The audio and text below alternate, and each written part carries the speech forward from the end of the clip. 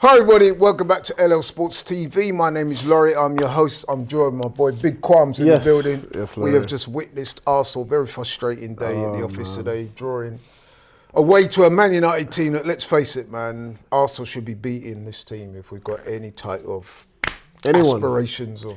Anyone could beat them. Even, you know, the woman, Arsenal, shout out to, was it International Women's Day this weekend I've seen a lot of women, you know, doing charity stuff and that. Even the Arsenal ladies team probably would have beaten Man United. Yeah? With all the possession. I think you're being a bit disingenuous there. With all the possession we had, with everything. But they said have the ball, break us down, and we couldn't do it. Yeah, how many teams have gone to Old Trafford? I've seen Bournemouth have done it. All these teams have come. But we couldn't do it. Why? We're not good enough. Okay, you're answering my question. We're not good enough, but yet we're lucky enough to still be in second position. Hey, listen, you talking about towards the end of that game, we were holding on. Against they were Man more United. likely to score than we were in that last 10 I know, minutes. but look how many times, I know we've sorry guys, we've just literally jumped straight into it, but it's just so frustrating because Man United have had such a poor season. They're so inconsistent. They have no style of play. They're struggling to find an identity. The manager is sitting like this every time during the half time or whatever at the end of the game. And yet we're struggling to break this team down. You know why that is though, Kwame? It's because the manager, Ruben Amorim, to be fair to him, he's come upon a system that works well against us. He's deployed a low block. And I've got to give United some credit. They actually defended well and they frustrated us. They let us have the ball. They sat back. They said, look, you have the ball. We're going to keep our shape. We're going to do our defensive due diligence, and it's up to you to break us down. And we couldn't do it. And then on top of that, sorry to interrupt. No, go. That goal, man. I mean, what was going on with that goal? Goal. That was There was a number of things that were wrong with it. I know you mentioned when you was obviously doing the stats, but as soon as I saw his positioning, Raya's positioning, already I was worried. You said he's a bit over to the right, a bit too much. And I was like, no, it's all right. Said to Bruno, look, there you go. See if you can put it there. Yeah. And like, Bruno said, yeah, fair play to him. Yeah, no. And Bruno put it there and he was... It's a killer. This is what I'm saying. We lack these killers in our team where they're like, oh, you're going to give me a chance? All right, cool. You see what Odegaard done when he had his free kick and he went, Yeah, by contrast. Come on, Trossard outside the box. Mind you though, to be fair to Raya, that was his fault. That goal. That was probably the one, that and the throw that he threw it out to Trossard or whatever, or Timber and he didn't get there. He has those rash moments. But then after that, my goodness me, some of the saves he done, I think it was back post Garnacho and he made it with his leg. Yeah. There's a double save as well. Oh my gosh, yeah, double save. Defensively, I mean, I was happy with... I think Gabriel, out of our back line, Gabriel Timber probably was our best defender. Saliba, Timber played really well. Yeah, Timber done very well, attacking-wise as well, because he helped with Declan Rice's goal. But Gabriel put in a shift, made a really good challenge. I know you mentioned about Gabriel giving him his flowers. He made some really good challenges. Another match-saving tackle. Match-saving tackle from behind with his right foot. Those ones, you see how many times either the striker gets in front and puts it in the back of the net or it's a penalty. He had to time it to perfection. But, I mean, yeah, defensively, I didn't think Man United had to do much to defend. It was just literally, they're like them dolls that you have in training and they just stand there.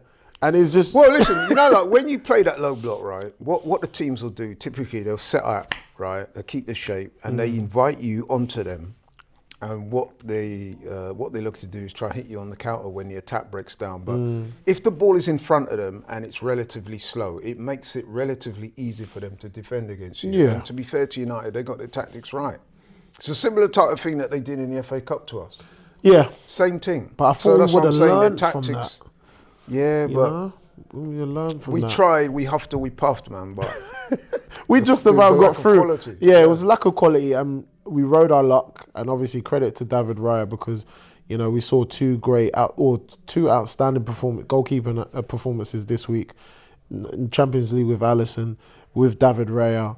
Some of the saves, that double save, it reminded me again of David Seaman. He's done about 3 or 4 of them this season, and I'm thinking, bloody hell, mate, it's fantastic, but it does make you think, why are we so easy to be opened up like that by Man United? And then people want to tell me, oh no, we'll be fine against Real Madrid. He'll be all right. You think Vinicius Junior isn't going to twinkle toe his way through us? Oh gosh. So look, at the end of the day, it feels like a loss. I feel like we've lost the game, even though it was a draw. And then I was looking at a lot of the games over the past 10, the results. The draw to Brighton, the draw to Villa, and the draw to Nottingham Forest. Those are the ones that we've really... drawn 9 games this season. Yeah. Too many draws. And then Liverpool, like we said, they've only lost 1. And even when they're playing rubbish, they still manage to get a result. So yeah, it's a downbeat game. It's disappointing from us because I really thought, you know what, off the back of that Champions League game, go on boys, go out there and show me it wasn't just a one-off. But let's introduce some positives into the debate. I thought Declan Rice was outstanding today. He was phenomenal, and I can't believe people question him as a player. They question his price tag and say, has he lived up to that price? He's surpassed it. And I'm being honest. If he was in any other kit, not just Arsenal, I'm just talking about as a football fan, I would be saying, well done. Even when he was at West Ham, was it eulogise? You say eulogise? Eulogise. Yeah, I'm picking up lots of words from you now. I would eulogise him and his performances because what he does in each box across the field, he puts it. He's all into it, and I'm so proud that he's part of us as Arsenal. But my goodness me, the boy should be wearing. The only thing he's missing is that captain's armband. It's written all over. It's written in the stars. Today saying in the comments when I did the stream, that he should get the captaincy next season. He has to. He has to, without a shadow of a doubt. The boy does everything and more. 100 million. It should be 150. Really and truly, for what he brings to the game, what he brings to our game, the amount of yards he covers. Both boxes, isn't it? Because he scored a fantastic goal. Look at that finish. And then at the other end, he made a match-saving tackle. Fantastic. And if you know what, if he gets that wrong, not only does he concede a penalty, but he probably gets sent off as well. Do you know what I mean? How many? He was the last man. He was the last man. How many players have you seen that are in that position and they make a rash challenge? Yeah. They don't even think. And he said he was just literally, he just reacted. And you could even, if you look back at the slow motion, you can see the determination in his eyes. He was like, I'm winning that ball, and he celebrated as well. He epitomised how we should all be playing the beautiful game for me personally. I've got to ask you though, Kwame, it's the overriding topic following the game. Everyone's talking about, Arsenal's inability to break down a low block. What could Arsenal do different, do you think, to circumvent low blocks? Because that's clearly becoming an issue now. We've seen it against Forest, saw it against West Ham, saw it against United today. I mean, we did score 7 goals against PSV. But if you look at it logically, PSV engaged us high up the pitch. Yeah. And I think it's fair to say that Arsenal do a lot better when a team plays like that. But when they sit back and allow you the ball and ask you to come onto them and break them down, we're having serious problems. So what can the manager do you think, to circumvent that? Keep Wanyeri on the pitch. Keep Ethan Wanyeri. Yeah, I thought taking him off, that was premature, man. Come I was on, like, bro, what are you doing? We crying out for these players. You get this diamond in the rough from the academy, and he lights up the league. He lights up, and I get it. He's indifferent half. He's the one player that can do something, and you take him off. Yeah. I was like that. I was like, what are you doing? Do you know what I mean? Like, I get it. Like, because I know you asked me, and you said, is he protecting him? He's young and everything. That's the only thing I could think of. No. And look at Aiden Heaven or whatever. Adam, I can't remember what his name is. Aiden Heaven, and he came on, and the other one, Obi, who Chio Obi, who he played in the last game, Amarin or whatever. He wasn't worried about protecting him. Sometimes if they're good enough to play, they're good enough to play. He's good enough. He's gonna get called up to the England team, 100%.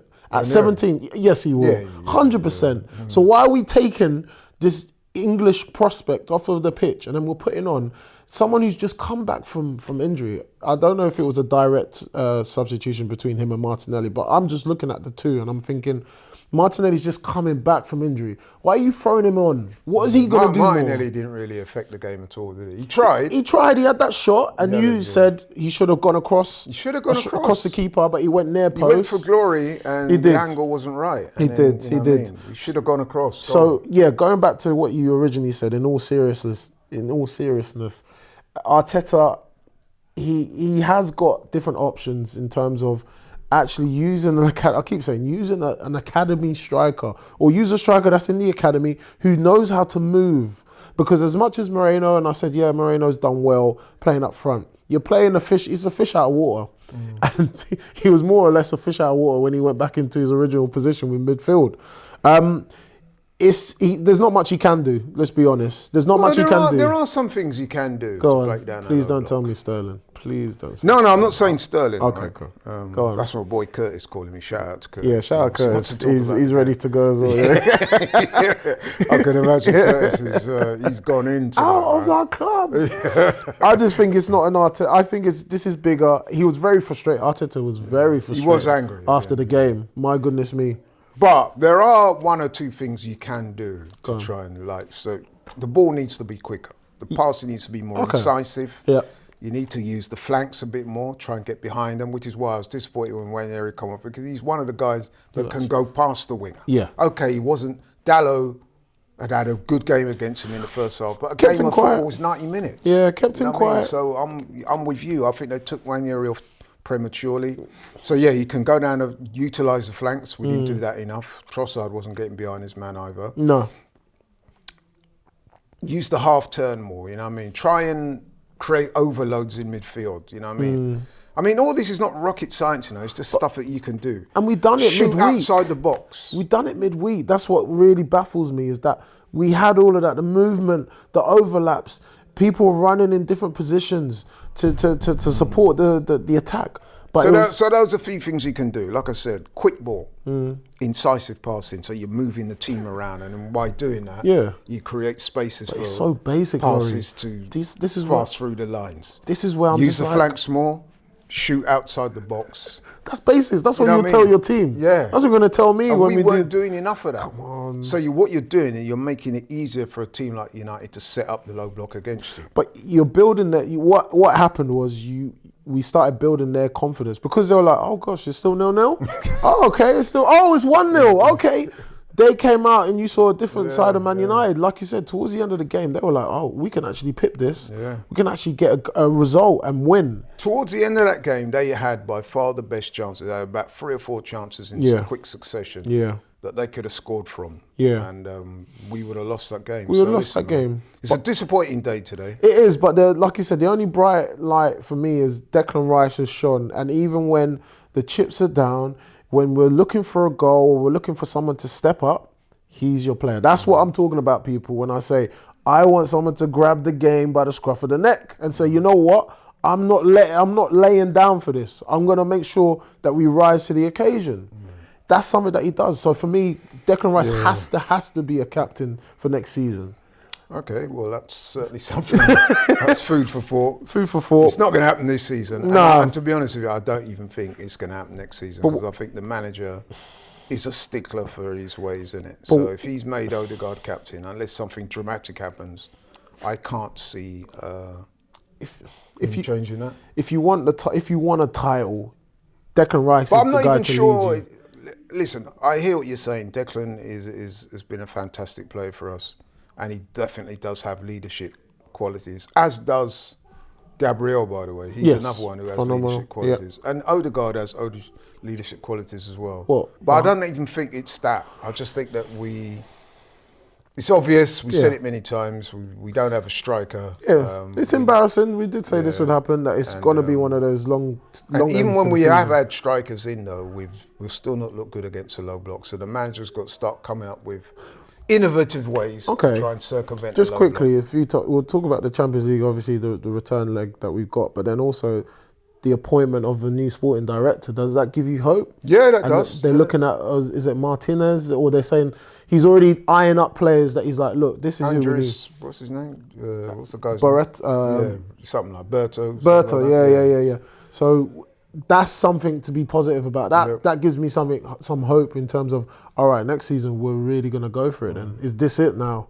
This must be the part where It's a good appointment. yeah, 100%. But he needs the tools to do the job. Will So he you can get have them? as good a one as you want. Because I thought Edu would have been good. But was he being given the necessary support? But anyway, listen. Yeah. Kwame, Yes, brother. disappointing day. Yeah. But it's always a pleasure to have you on. Thank you. And listen, also you guys Yes. who watch the channel and support it. Keep supporting, man. Really Thank you. appreciate it, man. Really appreciate that. And yeah, we move on. We move on. The game on Wednesday. Well done, United. Yeah, Oh, next we'll game, try. PSV. Let's see that game out. Let's see if we can get some goals in that game. We did last time against them. We need to see that again. But listen, Yes. thanks so much to Kwame. Yes, man. Thanks to you guys for watching. Thank you. Please like, share, and subscribe. Catch you on the next one.